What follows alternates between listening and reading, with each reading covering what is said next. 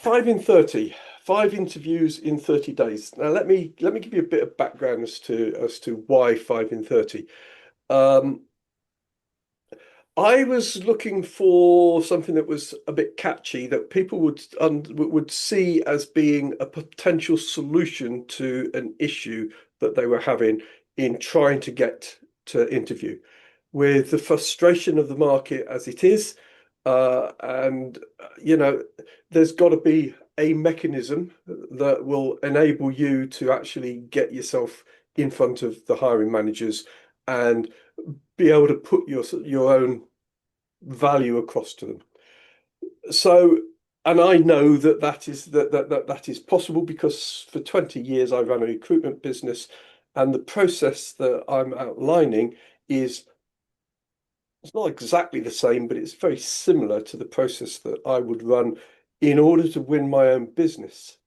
I would take value from uh, a candidate or a profile of a candidate into the market, and I would sell that value and get doors to open and uncover opportunities. And it works. It simply does. It's basic sales. There's no rocket science to this. So why 5 interviews in 30 days? Because it sounds like something that's achievable, but is what's the word for it? But is beyond what you can achieve on your own. And the truth is, the absolute truth is, there's no need to get 5 interviews in 30 days. And if you want 10 interviews in 30 days, that's entirely possible because it's a numbers game. And the more you play the numbers, the more success, the more, the more engagement you're going to get. But it's not numbers. It's not quantity of interview that matters. It's quality of engagement that matters.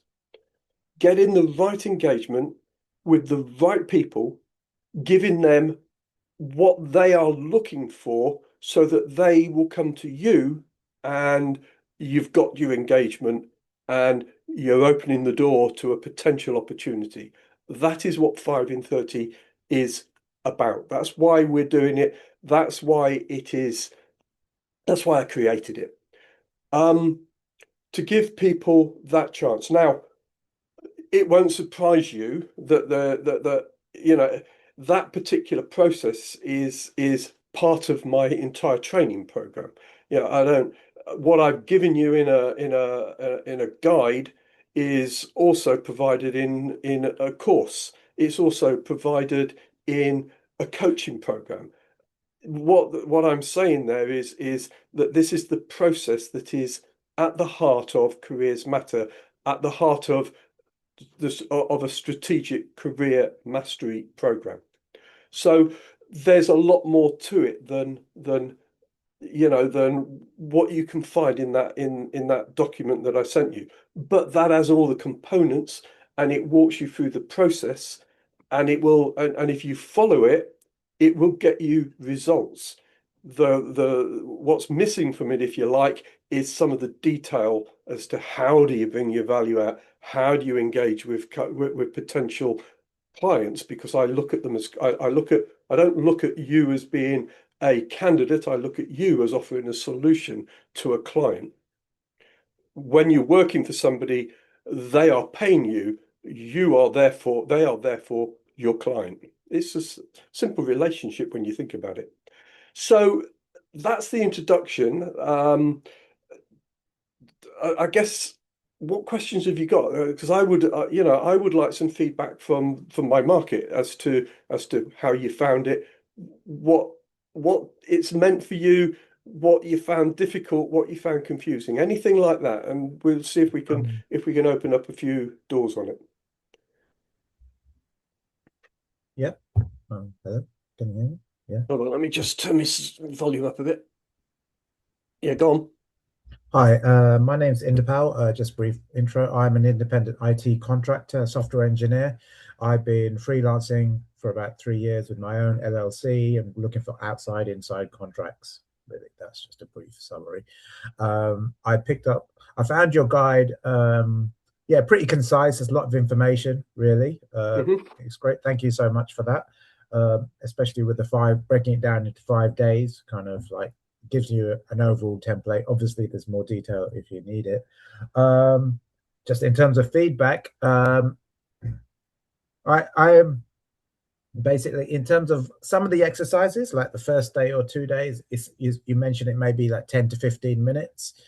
I found it took me a bit longer, just doing the research as well, finding the right decision makers, going onto LinkedIn, going to the right company, just thinking about it as well. I'm not a Yeah, stickler. So I think the 5 to 10 minutes yeah, is maintenance. I think maybe I need to look at the way I've written that and change a little bit.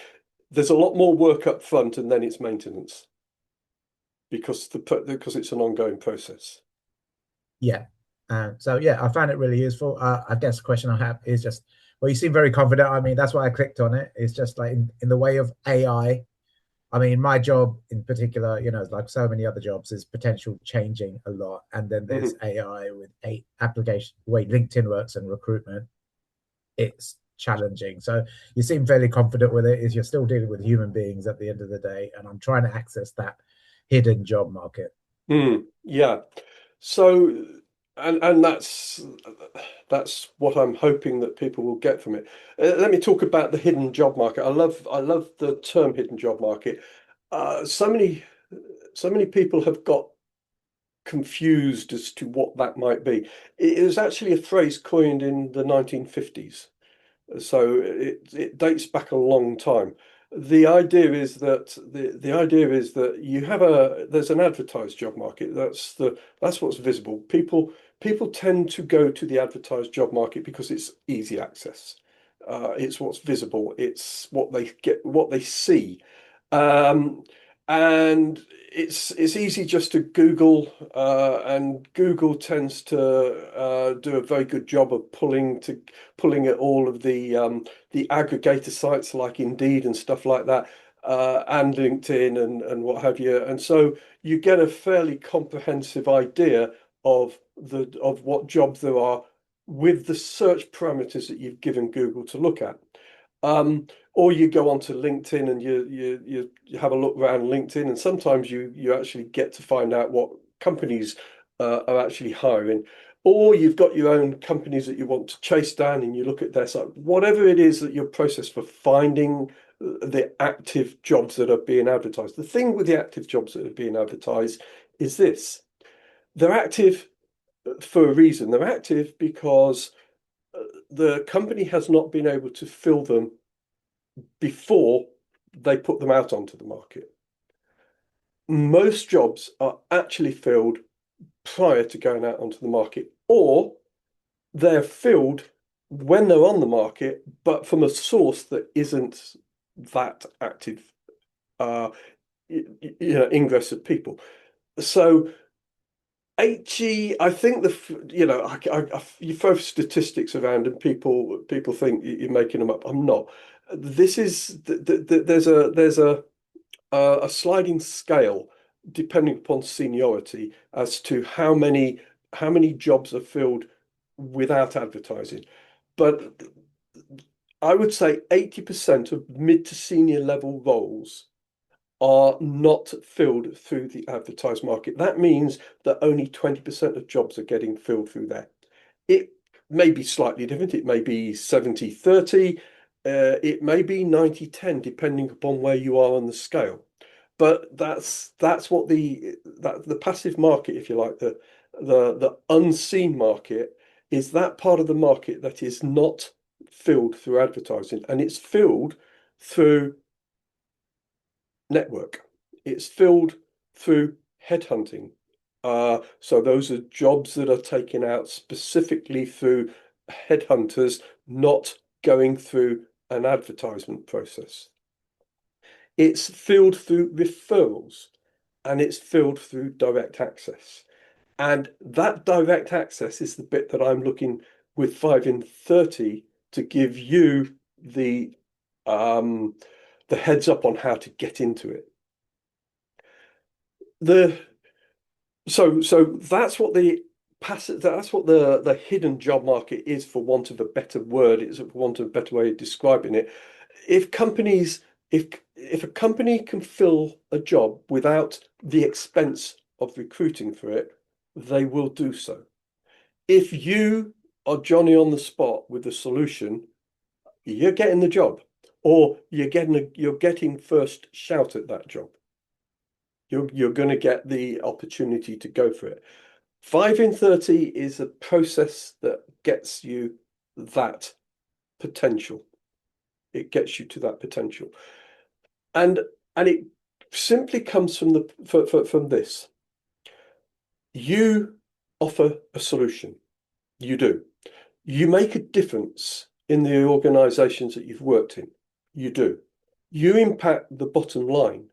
You absolutely do. There is no job that companies pay for that do not in some way impact the bottom line. So you impact the bottom line. You know, I've had people come back to me and go, oh, well, what about a PA or an EA or whatever? They're saving time of the people that they're working for to give them the opportunity to make more money for the company. So they are adding to the bottom line. Administrators, they save the time. It's the there are 5 dominant buying motives. You save the company time. You save the company money. You make the company money. You save the reputation of the company, or you save the company. They all boil down to making or saving money at the end. But the point is that if you focus on one of those, or one or two of those 5 dominant buying motives, then you are putting yourself in a position where you will be recognized for the value that you bring. And that's what the 5 in 30 process is about. It's also about targeting and relevance. There's absolutely no point sending a job application in to a job that you're not qualified for. Why would you do it? Similarly, there's no point knocking on somebody's door, offering them a solution that's not relevant to them, that you're not going to get a response. So it's, the whole process is about knowing what your value, what it is you do, exactly what you do, exactly who's going to be interested in what you do, and what is it that you offer that is providing a solution to their problem. That's what it's about. Sorry, I think that answered your question. Yes, thank you. Any other questions? Feel free to chip in. No, I know there's only a handful of us on here, so feel free to come in and make this into a more of a discussion than a simple question and answer. I do have a question, James. Like you said that it depends on what qualification and skill do you have, right? Yep. But for me, I just completed my study, mean that in terms of experience, I just experienced working with the university as a part-time. So how can I sell my skill and qualification to the company just based on the part-time job at the university? Yeah, that's a good question, because that's there's a lot of people in that position. The simple answer to that is you've actually got some qualifications. That's what you've been doing for the last however many years, getting qualifications. Those qualifications are in a specialist area. You have specialist knowledge. That specialist knowledge is going to be of interest to somebody.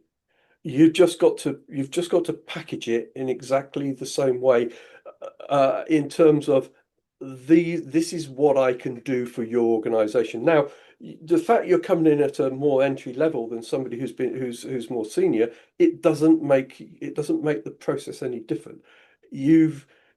I don't know what you've looked at, but let's suppose it's a subject like, I don't know, AI, which is a My hot background is subject. engineering. Sorry?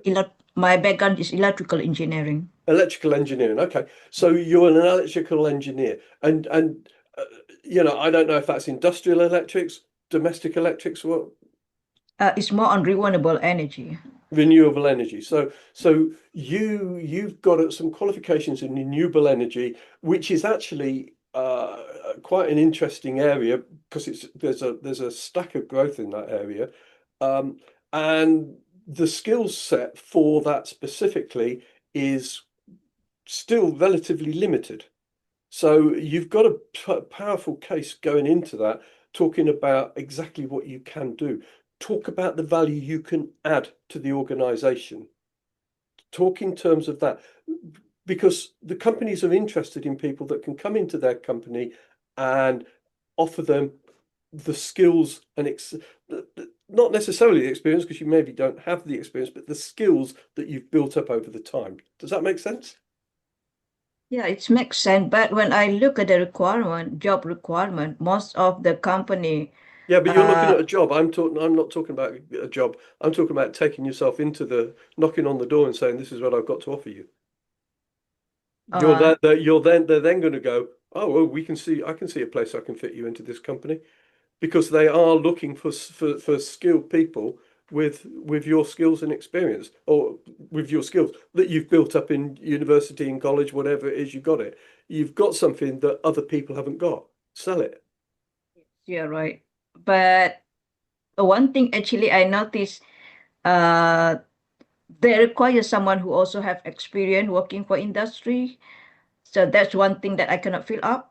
Yeah, you can never, when you're a startup, you can never do that. When you're entry level, you can never offer experience of working for other companies, other than the fact that, you may have had experience previously to this, if you've got that experience to bring into it. But entry level is entry level. You're not going in there and saying, "Look, I've got this experience." You're going into an organization and saying, this is me. This is what I can offer you right now." You you knock on doors, you go in. I can offer your organization this these qualifications. I can do this for you. You can't, what I'm trying to say here is that you don't go in and tell them uh that I'm great for this job up here. You tell them that you're good for coming into their organization at entry level, and giving them the benefit of the training that you've had at that level. So don't tell them you're going, all the jobs say this. Well, that's right, they do, because those are the ones you're seeing advertised. You're not going for advertised jobs. You're going to tell them what you can do for them. Now, will that, you may have to knock on a few more doors than somebody who has got experience, but you're still going to open those doors. They are, people are, yeah, it's particularly in renewables. If you've got qualifications in renewable electrical engineering, then they're going to be interested. Hi, Julie, and welcome. So this is a free fall. Feel free to ask any questions. Just chip in when you're ready. We've already gone, yeah, we're 20 minutes in, so we've already had quite a bit of an introduction. Has anybody else got anything they want to say? And welcome, Brian. I guess if no one's mentioned, but I'll ask, in terms of your method, can it apply to, I guess, freelancing, like Yeah, oh yeah, like contracting? it Maybe it's a bit absolutely. more relevant because I'm a business and I am Yeah. actively with business, but My process, my whole thing is about viewing yourself as a business, even if you're going in for a permanent job. In fact, I would say it is, my philosophy on employment, if that's the right word, is that you should never consider yourself as an employee. You should consider yourself as a business offering a solution.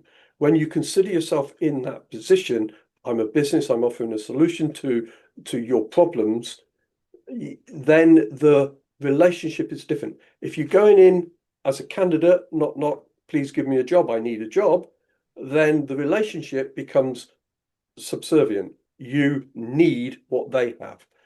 Turn it to they need what you have, and it's a different relationship. And that's why it lends itself very, very well to what you do. Because part of me feels like I don't get many messages as I used to from recruiters. You know, it seems like recruiters seem to hold the keys to like these opportunities. And I know your method is about skipping that, and that's what attracted, you know, going to the decision makers. But yeah, just a bit frustrating.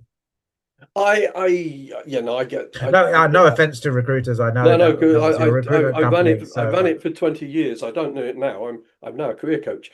So but I've run it for 20 years. I'll tell you all quite straight, and open. I think the system's broken. I think it's failing people. I think it's lost focus on, particularly at this time when it is difficult. It's lost focus on the fact that it's human beings behind these jobs, these applications, and they've just become arrogant in the way that they deal with people. So that you're sitting there being ghosted for jobs. You're sending in applications. They don't even have an automated system that says something like, if you've not received anything within 5 days, please assume this is that you've not been successful. That would be something, wouldn't it? Uh, I say that because I had that on on one of my things. It would automatically go out and say, if you've not heard anything from me, but I would try to respond to people. Um, so the people that used to get that message were people that were totally not relevant to the job. Anybody relevant to the job would have got something from me that said, thanks for your application. I don't think that that at this point in time this is right for you, and here's why. I'd give them a response. But if what you've got to bear in mind, and I think this is important that people do understand this, that a recruiter, internal recruiter or external recruiter, is probably getting dozens of irrelevant applications, people that just shouldn't be applying for that job. And they're trying to sift through that mess. Their ATS systems or their systems do some of the work. As AI is coming in, that's helped. But of course, AI is not is very artificial and not very intelligent when it comes to these sorts of things. It's as good as the people that have actually set it up. And if it's not been set up very well, it's not very good at sifting. And it quite often takes the qualified people out, who, because it doesn't actually recognize, what you say about yourself and what somebody else says about you are not necessarily going to be identical. So when you're looking at a job spec, unless you've gone through the job spec and made sure that your CV is saying, I'm totally relevant to this, I'm absolutely relevant to this, and here's why, you risk not coming out of it. That's why so many, because people are just going, I'll send my CV, I'll send my CV, I'll send my CV, rather than there's a job. Is my CV relevant for it? Can I make my CV any more relevant for it? Will it show out?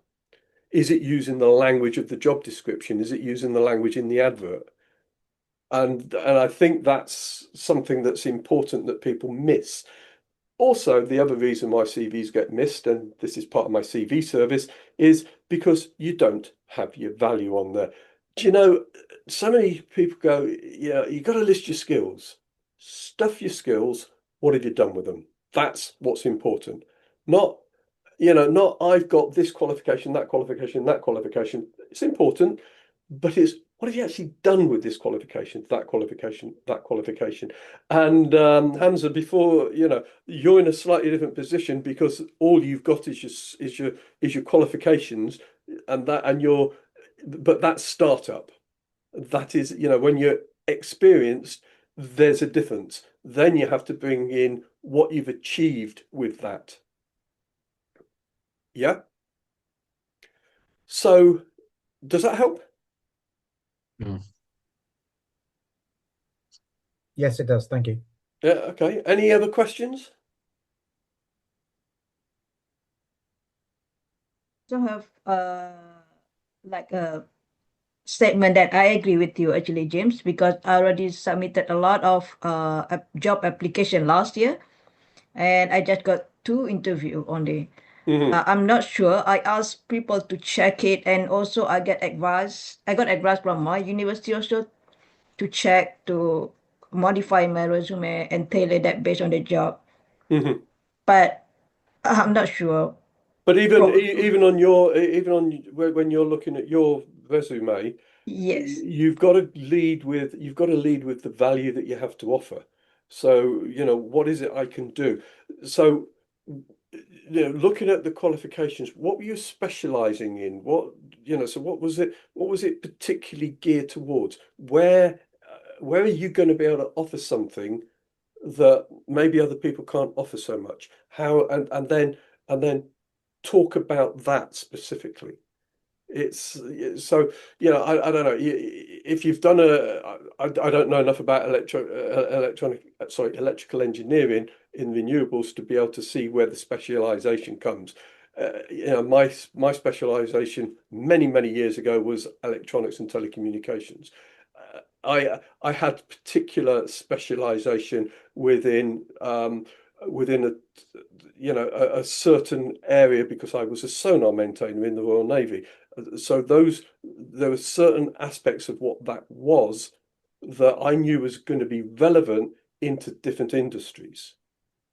Um, so I had fast Fourier transform, how frequency. So basically, it was all about the whole idea with sonar is picking out, extracting very small signals from a lot from noise, and therefore focusing very much upon how you correlate that noise.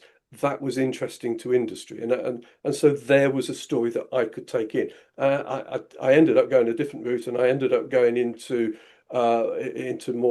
project and program management, and reverting back to telecommunications, but that was a different matter. Hi, Sharon.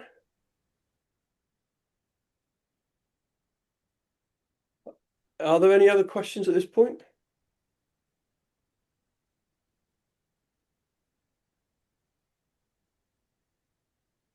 So just sort of going back over a little bit of what I've already said, um, the whole idea of the 5 in 30 process is not just about getting 5 interviews in 30 days.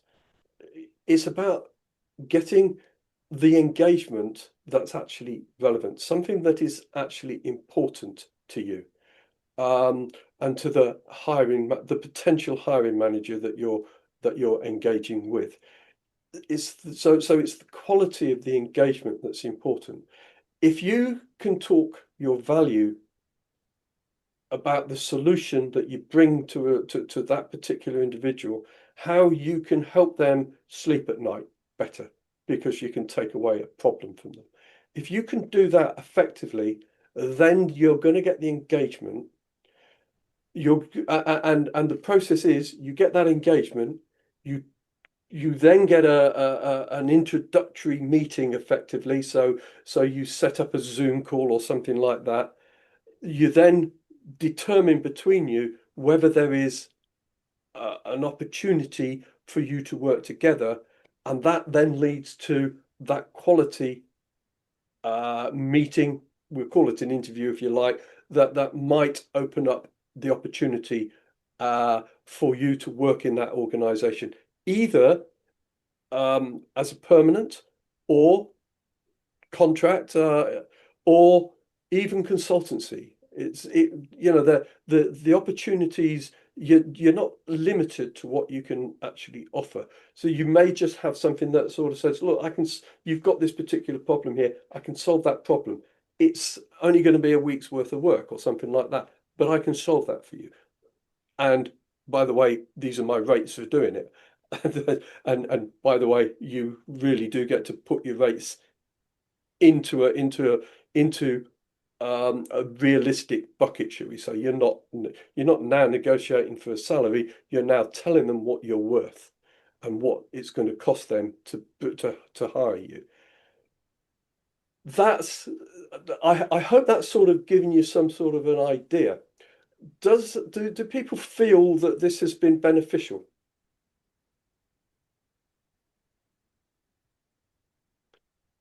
Yeah, it's lovely to meet you first, but it's yeah, it's good putting flesh on the bones for me, so I appreciate it. Thanks.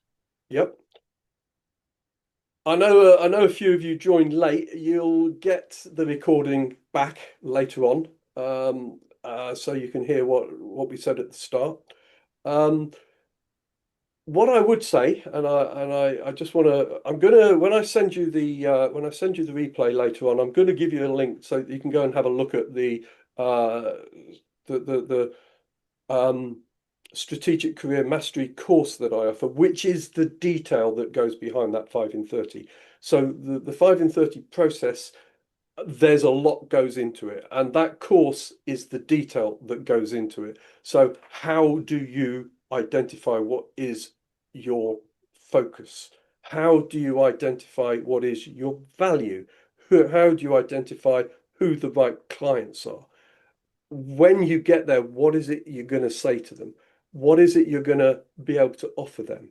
How are you going to communicate that? Whether by email, whether by LinkedIn message. Then when you get onto that call, what is that call about? How are you going to manage that call? How do you turn that call into that final interview? And then once you've built that up, because that is all that process will build you a network. How do you maintain that network ongoing in your career so that opportunities more readily come to you because you are known for what you offer, for your value, and people are going to knock on your door. You know, it basically you're no longer in a market where you've got any need, the needs coming to you. So that's the process of strategic career mastery. The other thing I would point out, if you're not already in this, if you join strategic career mastery, and I'm not talking about buying the course here, but you'll get offered the live sessions that I do every other Friday. That's a free service that I offer for people. Obviously, the idea is that you come into that and you see the value that we offer, and then you buy into our services at a later date. But it is very valuable, and it is genuinely real free quality stuff that we're doing on those Fridays. So I will send you the link for the course later on. You will get to hear about the next live session for Strategic Career Mastery probably next week, because it's on the 27th of February. Are there any final questions that you want at this point?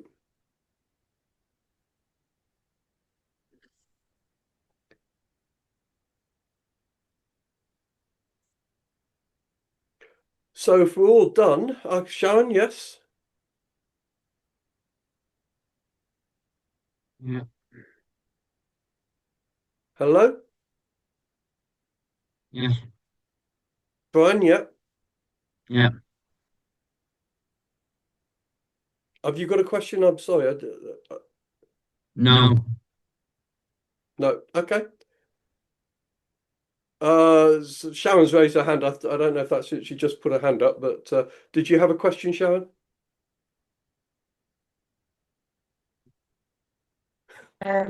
Yes, I do. I've got a question. Sorry, I Yeah. was mute. Okay. I was just asking, when everything is being done online, how do you actually make these potential employers or clients? Because, it's like there's really nothing social going on, like there are no networking opportunities or anything. How do you generate those sorts of events and, that sort of thing? How do you build that network? So I know LinkedIn is there, but LinkedIn doesn't offer those opportunities. It's also online. You see what I mean? well, you So there are different ways of doing that. The easy way is using LinkedIn, because you can get a connection with somebody and you can message them directly. How effective that is dependent on how good you are at sending those messages. What I would suggest is that you actually look to try and get the email address of the person. And there are ways of doing that. You can, work out what the email pro forma is for a particular organization. And I've done this for years. You probably get about 70 or 80% of emails correct from just having a look at, what's online. If you look at LinkedIn, you will find people's emails on LinkedIn some of the time. You certainly find people from the organization, which will give you a good idea of what the format for the email address is. So you can get their email address. There are tools that will help you to get email addresses as well. So I used to use them extensively. I don't have them available at the moment. But if you sort of Google around for tools that will help you get that. There are also tools that will help you get telephone numbers. They're probably about 50 to 60% effective, but they cost a little bit more. But if you get somebody's telephone number, make a call, introduce yourself on a call, and you just use exactly the same process of introducing yourself with value. And that's how you get the engagement, is you introduce yourself with value. I understand what your problem is. I understand what the solution to your problem is. It's this, and this is where I've delivered it. That type of a message. When you are the solution, you open the door. If you go to somebody, knock on the door and go, I need a job, they'll go to HR. If you go, this is your problem, I can solve it, they're interested. Yeah? Does that help, Showing? Yes, thank you very much. Yeah, that does actually. Okay. Yeah, thank you. It's more proactive, and I think It's adaptive. absolutely, yeah, absolutely.